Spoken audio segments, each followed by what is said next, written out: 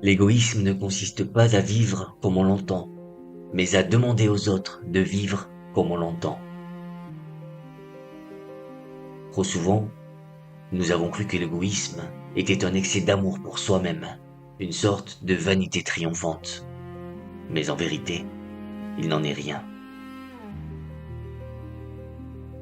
Si vous écoutez le silence qui règne derrière le bruit de l'exigence, vous entendrez une toute autre histoire. L'égoïsme n'est pas une fête où l'on se célèbre soi-même, c'est une citadelle assiégée.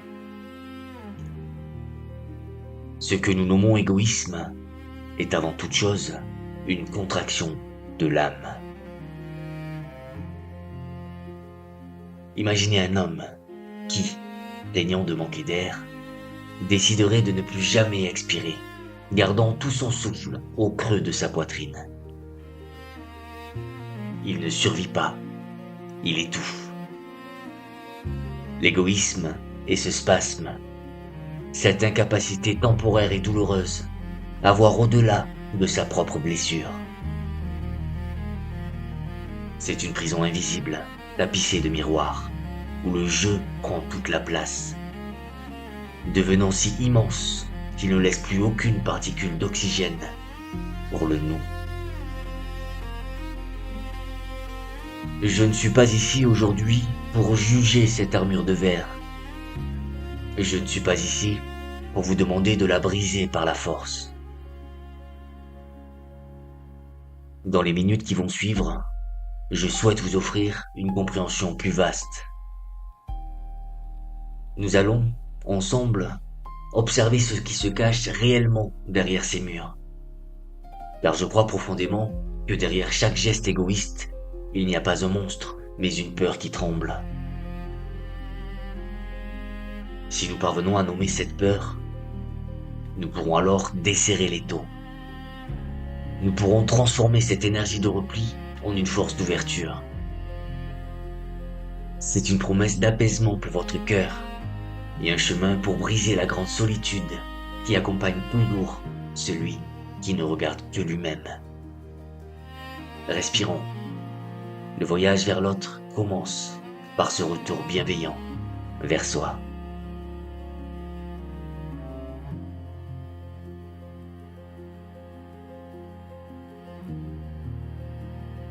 Approchons-nous maintenant, doucement, de la racine invisible de ce tourment. Si vous grattez la surface rugueuse de l'égoïsme, si vous écartez les couches d'indifférence et d'avidité, vous ne trouverez pas un cœur de pierre. Non. En vérité, vous y trouverez un cœur qui tremble.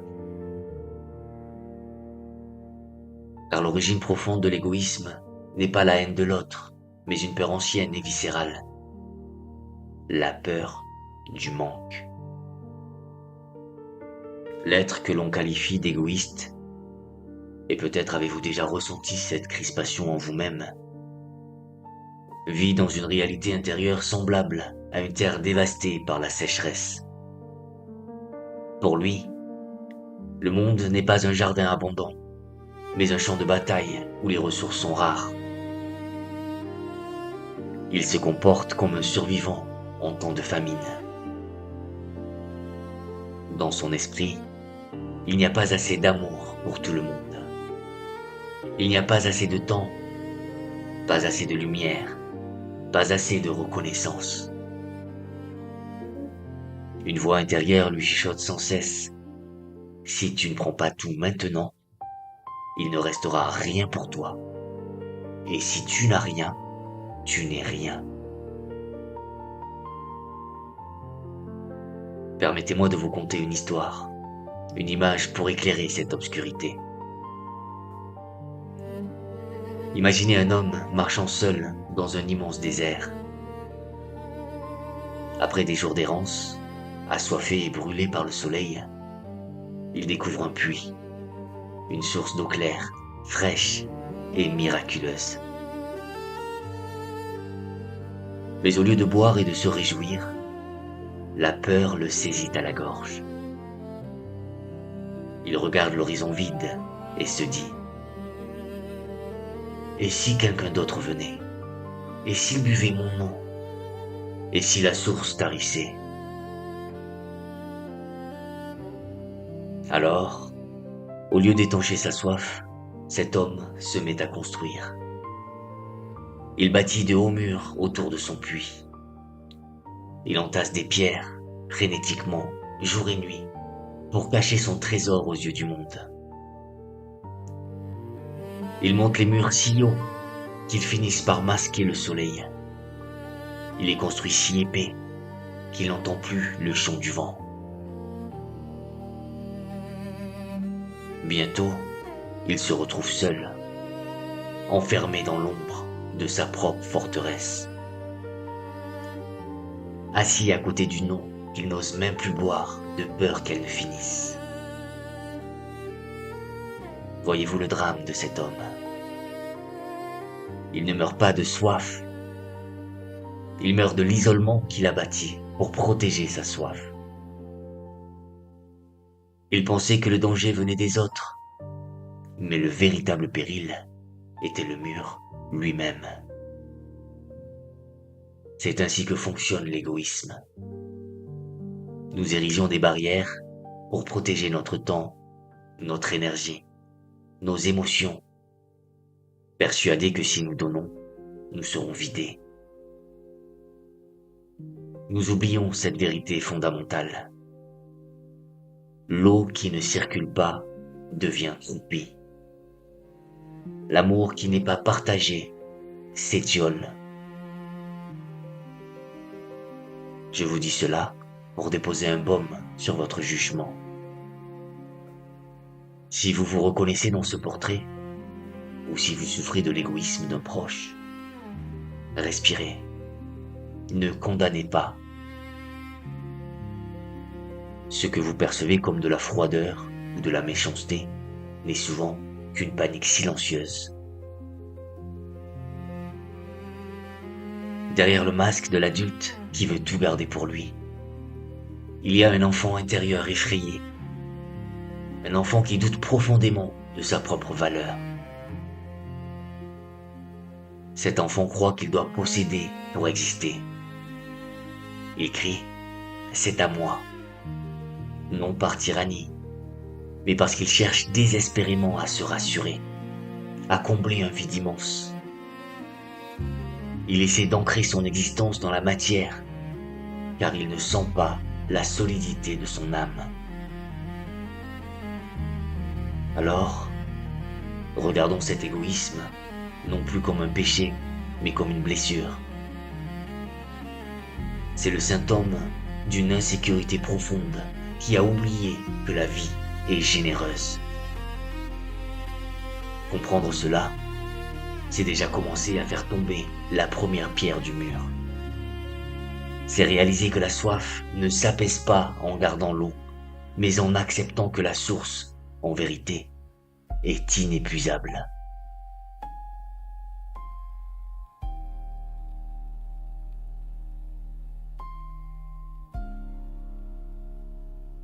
Il est temps à présent de dissiper une brume épaisse qui égare souvent nos cœurs.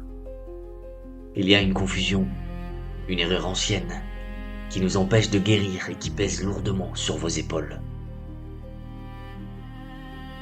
Combien de fois avez-vous hésité à dire non? Combien de fois avez-vous refusé de prendre du repos, de peur d'être jugé, de peur d'être pointé du doigt comme quelqu'un qui ne pense qu'à lui? Je suis ici pour tracer une ligne claire dans le sable. Il existe une différence vitale, absolue, entre l'égoïsme et l'amour de soi. L'un est un poison qui isole, l'autre est la racine même de toute capacité à aimer. Laissez-moi vous offrir une image, simple comme une parabole. Imaginez que votre cœur soit une coupe sacrée, destinée à contenir l'énergie de la vie. L'amour de soi, ce respect nécessaire et sain, consiste à remplir votre propre coupe. Vous la remplissez en vous écoutant, en honorant vos besoins, en soignant vos plaies. Vous la remplissez jusqu'à ce qu'elle soit pleine à ras-bord. Et c'est alors que le miracle se produit. Lorsque votre coupe est pleine, elle déborde.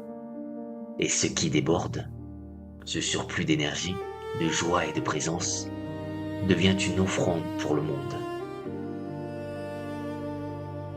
Vous donnez aux autres, non pas en vous vidant, mais en partageant votre abondance.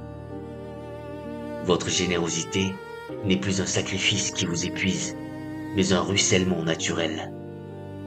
C'est cela, l'amour véritable. L'égoïsme, lui, est une toute autre tragédie.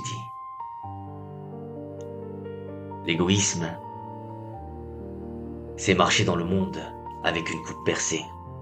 Peu importe ce que l'on y verse, elle reste désespérément vide. L'être égoïste est terrifié par ce vide.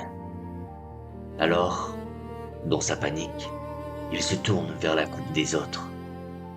Il essaie de voler leur énergie, leur temps, leur attention, pour remplir la sienne qui fuit sans cesse. Il ne s'intéresse à vous que pour ce que vous pouvez verser en lui. C'est une quête sans fin, une soif qui ne s'apaise jamais. Car le problème n'est pas le manque de vin, mais la fêlure du calice. Comprenez bien ceci pour apaiser votre conscience. Prendre soin de vous n'est pas un acte de rejet envers autrui, c'est un acte de responsabilité. Si vous ne prenez pas soin de vous par peur de paraître égoïste, vous finirez par vous dessécher. Un puits sec ne peut abreuver aucun voyageur. Le ressentiment s'installera, et c'est ce ressentiment qui vous fermera aux autres. Inversement, sachez que celui que vous qualifiez de grand égoïste ne s'aime pas réellement. C'est là le grand secret. Il est obsédé par lui-même, oui. Mais comme on est obsédé par une douleur lancinante, il se regarde sans cesse, non par amour, mais par inquiétude. Il cherche à combler un gouffre. S'aimer vraiment est le meilleur antidote à l'égoïsme. Alors je vous invite, avec douceur, à réparer votre propre coupe. N'ayez pas honte de vous accorder de la bienveillance. Car c'est seulement lorsque vous serez plein de vous-même, au sens le plus noble du terme, que vous pourrez véritablement accueillir l'autre, sans rien lui demander, juste pour la joie de mêler vos os.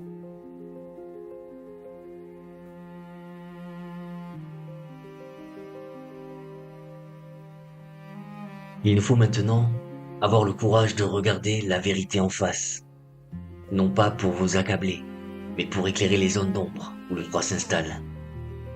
Car il y a un prix à payer, un lourd tribut silencieux, lorsque l'on choisit la voie du moi d'abord. Ce coût ne se mesure pas en pièces d'or, ni en biens matériels. Il se mesure en degrés de chaleur humaine.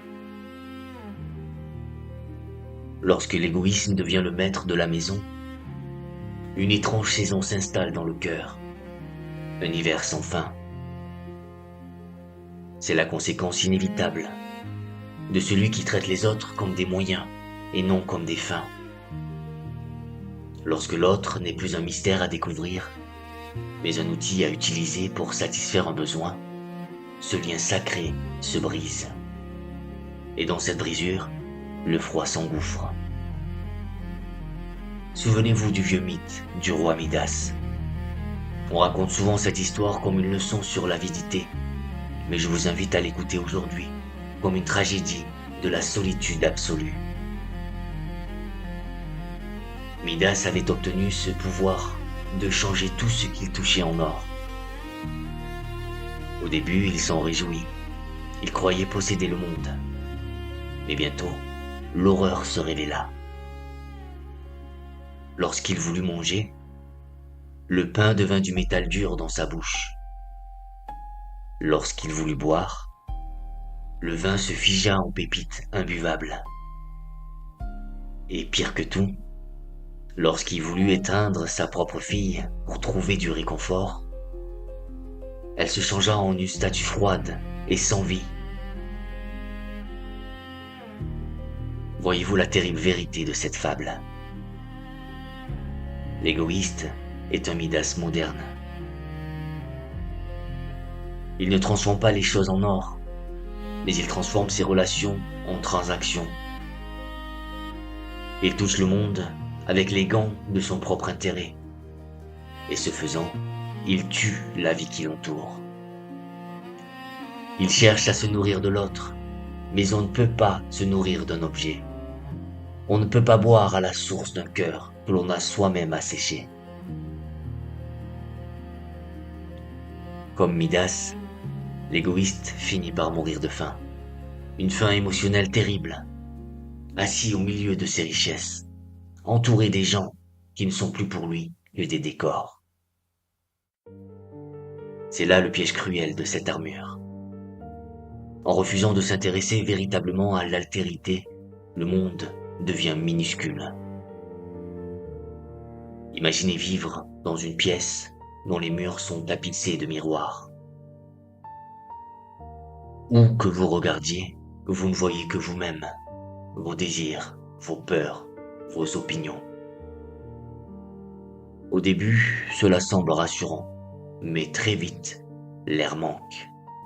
Il n'y a plus de surprise, il n'y a plus d'horizon. Il n'y a plus la brise fraîche de l'inconnu que seul l'autre peut apporter. L'enfer, ce n'est pas les autres. L'enfer, c'est l'absence des autres. C'est l'enfermement claustrophobe en soi-même. C'est une vie étriquée, prévisible, où l'on tourne en rond dans la cage de son propre ego. Si vous ressentez parfois cette lassitude, cet épuisement d'être toujours avec vous-même, sachez que c'est une bonne nouvelle. C'est votre âme qui frappe aux parois de verre. Elle réclame de sortir. Elle réclame de cesser de tout changer en or pour pouvoir enfin toucher la chair vivante du monde.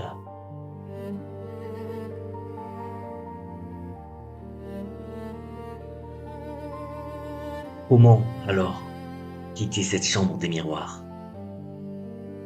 Comment briser la glace sans se briser soi-même? Le chemin de la guérison n'est pas une marche forcée vers le sacrifice. Je ne vous demanderai jamais de vous oublier, ni de vous diminuer pour laisser de la place aux autres. Le véritable remède est bien plus doux et bien plus puissant. Il ne s'agit pas de s'effacer, mais de s'étendre. Il existe une sagesse ancienne, portée par les vents chauds de l'Afrique, que l'on nomme Ubuntu. Ce mot, d'une beauté simple, pourrait se traduire ainsi. Je suis parce que nous sommes. Jusqu'à présent, votre peur vous murmurait que l'autre était un rival, un voleur potentiel de votre oxygène. Mais la philosophie de l'Ubuntu vous offre de nouvelles lunettes pour voir le monde. Elle vous invite à comprendre que votre humanité est inextricablement liée à celle des autres. Une feuille ne peut pas être verte toute seule si l'arbre est malade. Une vague ne peut pas s'élever si l'océan se retire. Pour sortir de la spirale égoïste, je vous invite à pratiquer ce que j'appelle une empathie active. Ce n'est pas une corvée morale, c'est une stratégie de joie. Écoutez bien ce secret, car il est la clé de votre libération. Faire du bien à l'autre est la manière la plus raffinée de se faire du bien à soi-même. La science de l'âme et celle du corps sont d'accord sur ce point. Lorsque vous tendez la main, lorsque vous consolez, lorsque vous partagez sans rien attendre, une lumière s'allume en vous. Votre propre cerveau vous récompense, inondant votre être d'une chimie de paix et de satisfaction. C'est là le magnifique paradoxe de l'égoïsme altruiste. En aidant l'autre à traverser sa rivière, vous atteignez vous aussi l'autre rive. En allumant une lampe pour éclairer le chemin de votre voisin, vous éclairez vos propres pas. Il n'y a plus de séparation entre le je et le tu. Il y a simplement un flux de vie qui circule. Alors, imaginez ceci. Pendant longtemps, vous vous êtes vu comme une île isolée, battue par les flots, devant se défendre contre la montée des eaux, obsédée par la hauteur de ces digues. C'est une vision épuisante. Mais si vous regardiez sous la surface, si vous plongiez sous l'eau, dans les profondeurs bleues et silencieuses, vous verriez la vérité. Vous verriez que la terre qui soutient votre île est la même terre que celle qui soutient l'île voisine. En profondeur, nous ne sommes pas des îles solitaires. Nous sommes un archipel. Nous sommes reliés par des ponts sous-marins, par un socle commun inébranlable. Ce que vous faites à l'autre bout de l'archipel résonne sur vos propres rivages. Alors, n'ayez plus peur de construire des ponts plutôt que des murs. N'ayez plus peur de laisser circuler l'amour. Vous ne vous viderez pas. Au contraire, c'est en devenant un lieu de passage pour cette énergie que vous vous sentirez enfin pleinement vivant. Ne soyez plus l'île forteresse, devenez l'archipel. Devenez le vaste océan qui embrasse toutes les côtes.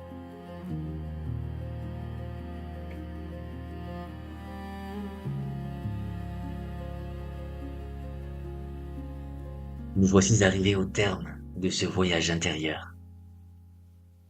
Nous avons traversé ensemble le désert de la peur. Nous avons regardé derrière les hauts murs de la citadelle et nous avons compris ceci. L'égoïsme n'a jamais été une force. C'était une armure lourde et froide, portée par un cœur qui tremblait à l'idée de manquer. Nous avons vu que l'amour de soi n'est pas l'ennemi de l'autre, mais le sol fertile sur lequel pousse la générosité. Et nous avons découvert que la véritable liberté ne consiste pas à s'isoler sur une île, mais à reconnaître que nous sommes l'archipel. Je veux que vous gardiez cette certitude ancrée en vous. L'égoïsme n'est pas une fatalité gravée dans le marbre de votre destin. Ce n'est pas ce que vous êtes. C'est simplement une habitude de penser. Une vieille mélodie désaccordée que l'on peut, avec patience, cesser de chanter. C'est un vêtement trop serré que vous avez le droit, dès aujourd'hui, de retirer.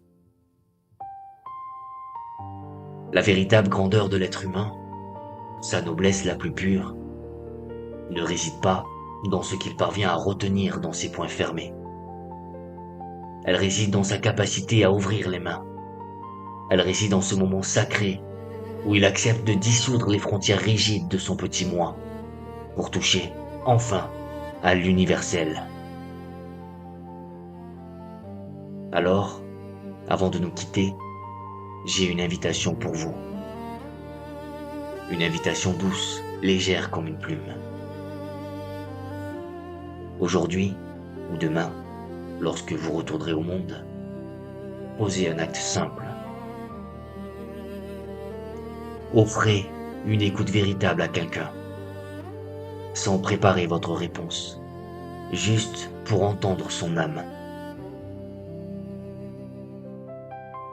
Offrez un sourire à un inconnu, non pour le séduire, mais pour reconnaître son existence. Faites un geste gratuit, invisible, sans rien attendre en retour, pas même un merci. Faites-le, juste pour ressentir la légèreté vertigineuse que cela procure. Faites-le pour sentir l'air frais circuler à nouveau là où il y avait des murs. Merci. Merci d'avoir pris ce temps pour vous asseoir avec votre propre cœur. Ce travail d'introspection que vous venez d'accomplir n'est pas seulement un soin pour vous-même. C'est un cadeau immense que vous faites à ceux qui vous entourent. Car un cœur apaisé apaise le monde. Un cœur ouvert ouvre le monde. Allez en paix, la coupe pleine et les mains ouvertes. Vous n'êtes plus seul.